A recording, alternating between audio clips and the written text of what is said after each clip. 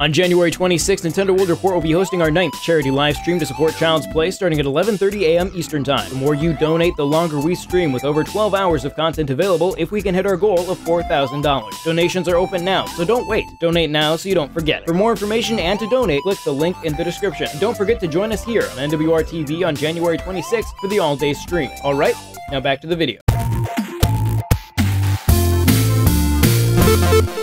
Hey, welcome back to NWR TV. It's Perry here, and we're going to be talking about the NES Joy-Con things that Nintendo just released.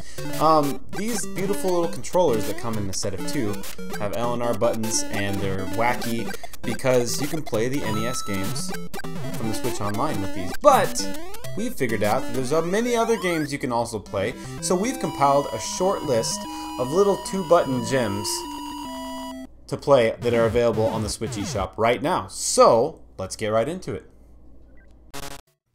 First up, we have Kiro Blaster, a relatively simple side-scrolling shooter platformer.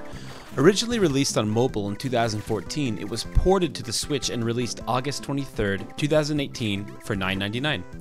Coming from Studio Pixel, the visuals and most importantly, the soundtrack are absolutely sublime, strumming the same kind of nostalgic strings as the studio's previous game, Cave Story. Kiro Blaster totally took me by surprise when I booted it up, and once I started, I literally couldn't stop. With its simple control scheme, it feels fantastic on the NES Joy-Con, and this controller could be the most fun way to play. Next, we have Tricky Towers, released on the Switch eShop on October 11th, 2018 for $14.99. Looking at screenshots and gameplay will probably remind you of a certain incredibly famous classic Russian game, complete with falling tetrominos. The difference this time around is that instead of clearing complete lines, the goal is to stack pieces up as high as you can without them tumbling over. A very tricky premise indeed.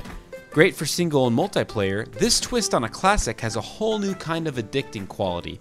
And just like playing Tetris back on the old NES, playing with an NES Joy-Con feels right at home.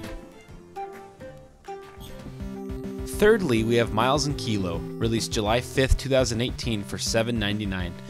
An absolute must-play in my humble opinion. It plays amazingly well on the NES Joy-Con because it feels like an NES game.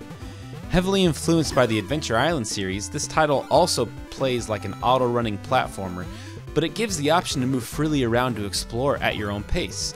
But be warned, this game is pretty dang tough. That said, this was also a title that I couldn't put down until I got an S rank in every single level. As a bonus, its prequel, Kid Trip, is also available on the Switch and plays equally nice with the NES Joy-Con.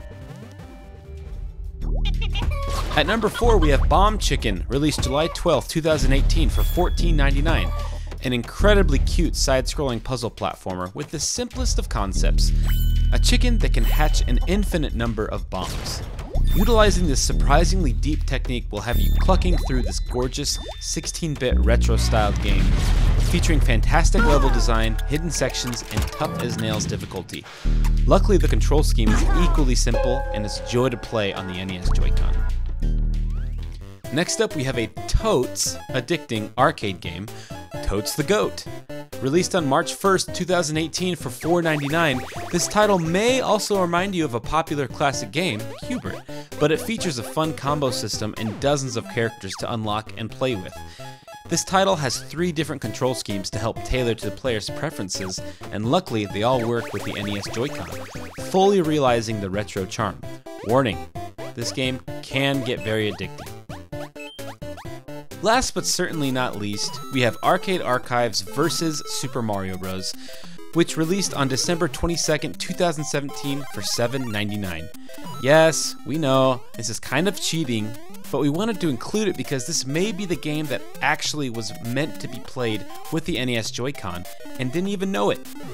Versus Super Mario Bros. Is certainly one of the weirdest titles on the eShop, being an old arcade release of Super Mario Bros. With bizarre changes in colors and spikes in difficulty, presumably to get more quarters out of those poor little kids' pockets.